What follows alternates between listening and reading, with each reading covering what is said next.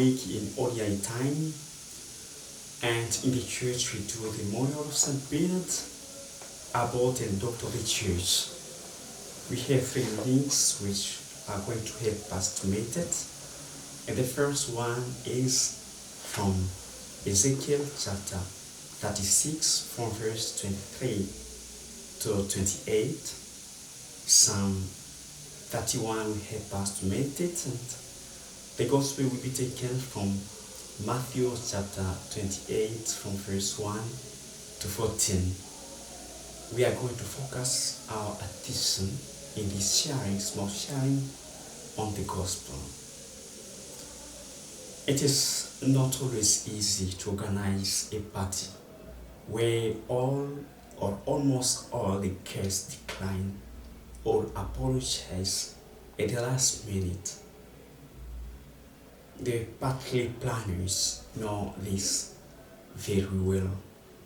We think about the money, the time, the energy invested in it, and so on. It is always disappointing if we found ourselves alone in front of the hot pots without people. With impatience, we wait for them. And the image that the gospel offers us today is very comprehensive and familiar to each one of us. In fact, frequently Jesus in the gospel uses the verb to come.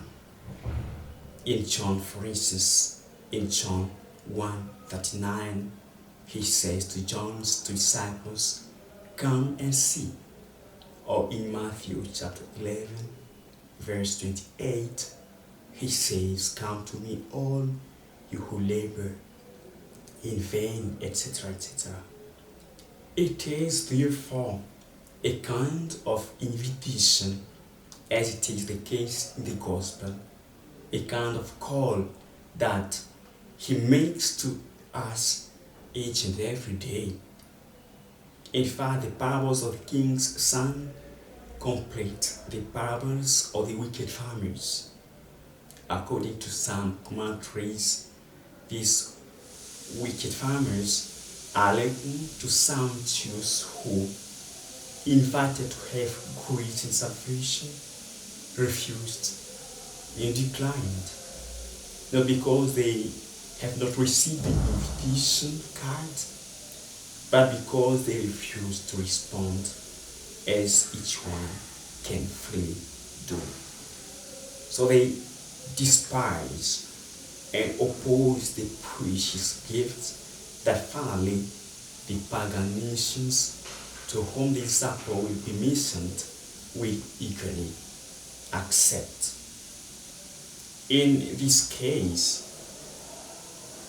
it is not enough to be invited to take part in the wedding feast of the Lamb, but to accept by making a journey every day.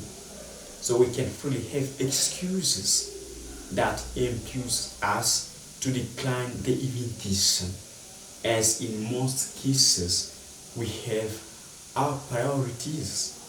But the essential thing that the gospel proposes today is that by responding favorably to this invitation, we have the right to take part in the wedding feast Jesus is talking about.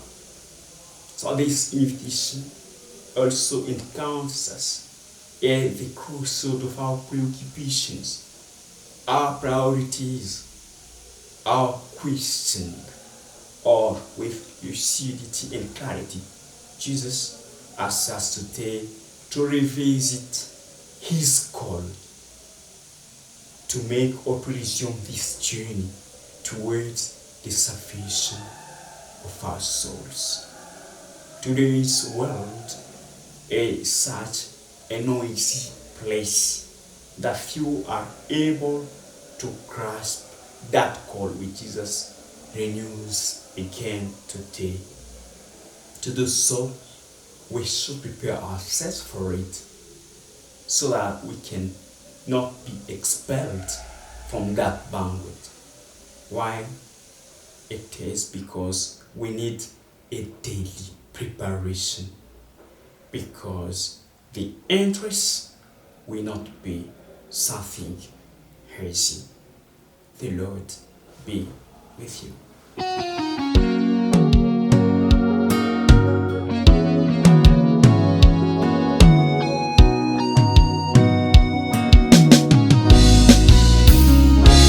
Like incense, lift our worship rise to your holy throne, Almighty God, with cherubim